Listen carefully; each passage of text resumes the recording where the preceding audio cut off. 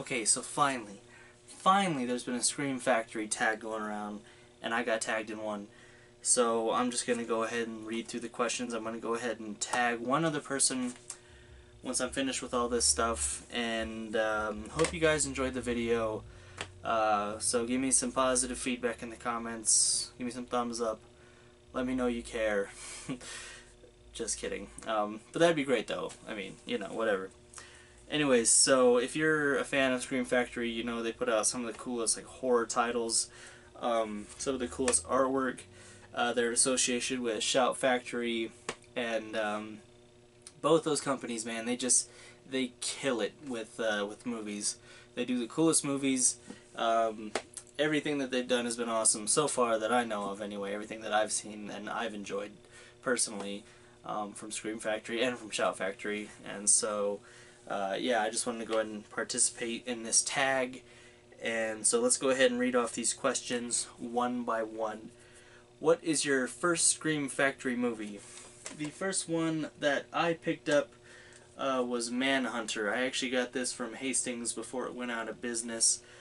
This has William Peterson, Tom Noonan as the protagonist, and this is actually the very first Hannibal Lecter film. A lot of people think that the first Hannibal Lecter film is Silence of the Lambs, and they would be wrong. It's Manhunter. And what was really cool about this movie, I mean, it's so creepy, and it's just so well directed and acted and executed.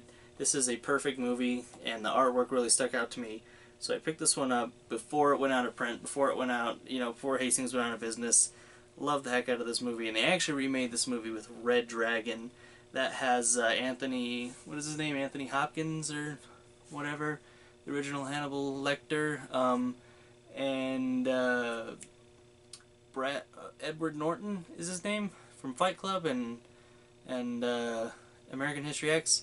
He's in that movie too, and he's the one playing William Peterson's part. But this one's better. This is a really good movie. Red Dragon's okay, but this one's really creepy. Man, fantastic movie. If you've never seen this one, check this one out. That's my first Scream Factory movie. And so, second question, how did you find out about Scream Factory? Well, I started watching Cool Duder. I'm sure most of you know who he is on YouTube, and he started showing off his whole collection, and I just thought how cool that was and how awesome some of those movies looked and some of those titles that I already knew of, and so I first heard about Scream Factory from him, and so yeah, he's always like grabbing videos and doing, you know, reviews and stuff, and I always liked watching his show because of all the movies that he has, and so yeah, I got it from Cool Duder. I don't know him personally. I have talked with him a couple times on YouTube through you know, through the comments and stuff, and he seems really nice. So yeah, from Cool Duder.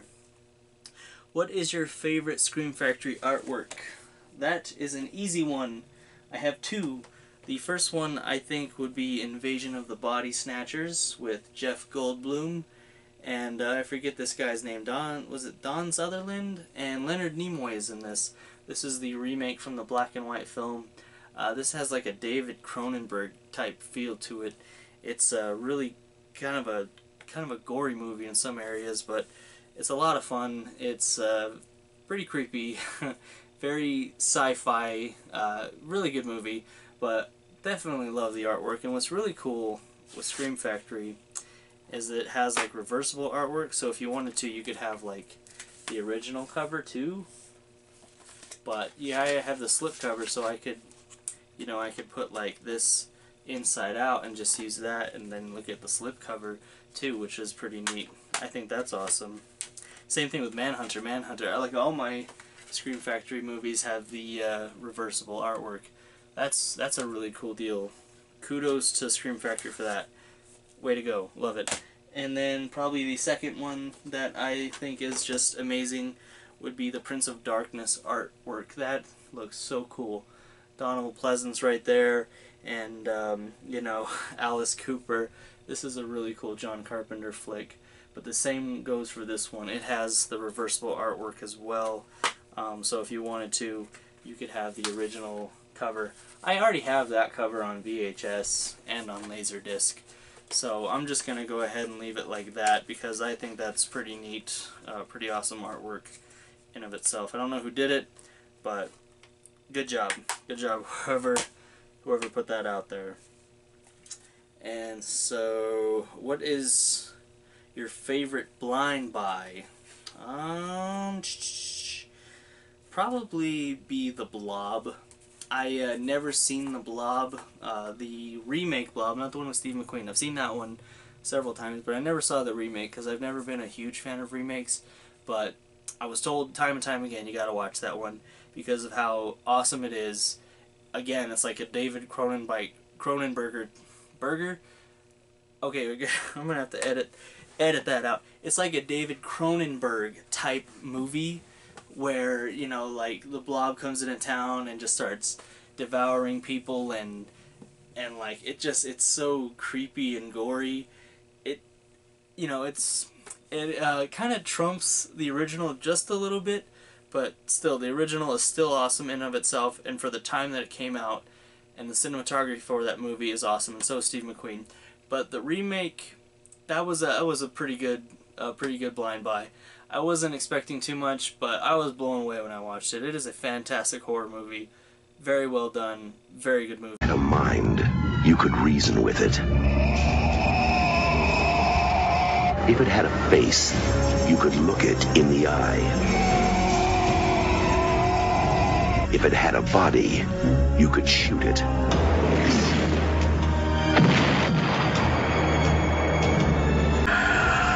The Blob. Terror has no shape. Okay, next up. The non-collector's Scream Factory Blu-ray. I picked this one up. It was actually another kind of a blind buy. It was the In the Mouth of Madness, the non-collector's edition, and I think I sold it to someone else for like $10 or something. I wish I didn't do that, but whatever. But because I got the collector's edition, but I did end up.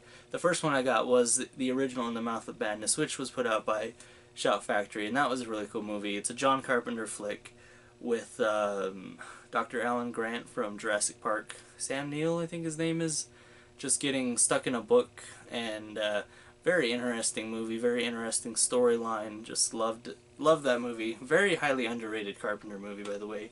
If you have not seen In the Mouth of Madness, check that one out. That is an awesome movie. So, yeah.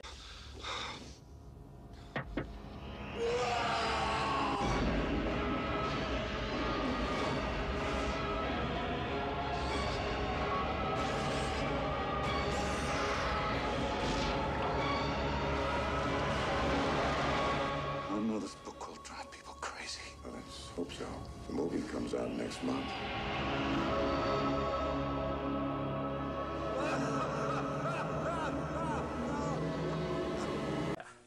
In the Mouth of Madness. What is your favorite double feature Scream Factory? There was one that I had that had like The Fog, John Carpenter's Fog, and The Howling, and those two were also another. Yeah, that was a blind buy as well, but those were like two movies that I felt like that really did go together pretty well. I mean, they're both different storylines and stuff, you know, obviously, like The Fog, John Carpenter's flick with Jamie Lee Curtis and Janet Leigh, and, you know, just, I don't know, that movie, that's a really cool movie too, The Fog, and The Howling with, what was that guy's name, who directed that? It's gonna kill me here. Oh, he's the same guy who did The Burbs. But anyways, yeah, The Howling and The Fog, I feel like were just... Those were two movies that go together. I forget the director's name, but I guess that doesn't matter. But those two are really good horror movies that, you know, you could probably watch back to back in one night. Especially like on a Halloween night or just, you know, Friday night, whatever. And get yourself some food, some pizza, and get some friends. Watch both those movies back to back because they're both excellent films in my choice. So yeah, Scream Fact Double Pack, I think that one would be my #1 pick awesome movies. Just awesome. Okay, next question. What is your... This is question 7. What is your dream Scream Factory movie? And I actually went ahead and I grabbed several of them. There's a few movies I'd like to see get a Scream Factory or a Shout Factory release for that matter. One would be Big Trouble in Little China. This would be a really cool movie to see on Scream Factory. This is my original VHS copy. This is a really underrated 80s movie with, you know, Kurt Russell. I was going to say Patrick Swayze. No, that's not Patrick Swayze. It's Kurt Russell. And Victor Wong is in this, and just a ton of other, like, underrated actors. Really, really cool movie. I don't want to throw out too much, but basically, you know, it's about this guy, Jack Burton, loses his truck in some sort of, you know, Asian kind of a deal, and he has to go find his truck, and it's a ridiculous story, but it's very cool. It's a really highly underrated movie. I hope to death that we someday see a Scream Factory for this movie right here, because I think it would be worth. I would think it'd be worth the time. And who knows what they would do with it. And then next up, I'd probably want to see Frankenstein and Me get a Scream Factory release. This has a very young Ryan Gosling, and Burt Reynolds is in this movie, and so I would like to see this one someday get a Blu-ray release on Scream Factory. There's only been a VHS and a DVD, and these are both long out of print, and it's a very good movie, very highly underrated movie. I first saw this on TV when I was a kid, and I loved every second of it because it's just about this kid that's obsessed with monsters, and he ends up creating a monster of his own. And like I said earlier, I don't want to throw out too much with these movies, but I think you can watch this for free on YouTube if you have not seen it, Frankenstein and Me. But I would definitely love to see this get at least a Shout Factory release. Something. Come on. What is the hold up? And then next I'd like to see from Scream Factory would be Fire in the Sky, the story about Travis Walton being abducted from aliens, or by aliens, you know. This is actually a really terrifying movie for, you know, for an alien movie, because normally, like, the alien movies that I'm kind of used to are, like, you know, E.T. and Close Encounters where the aliens are friendly, but this one kind of takes a different direction, and it's supposed to be based on a true story. I've actually been to this town in Snowflake, Arizona, and in where they found him, like the exact spot where they found Travis Walton. I'll have to document that sometime and put it on YouTube. But yeah, Fire in the Sky. This movie, man, terrifying.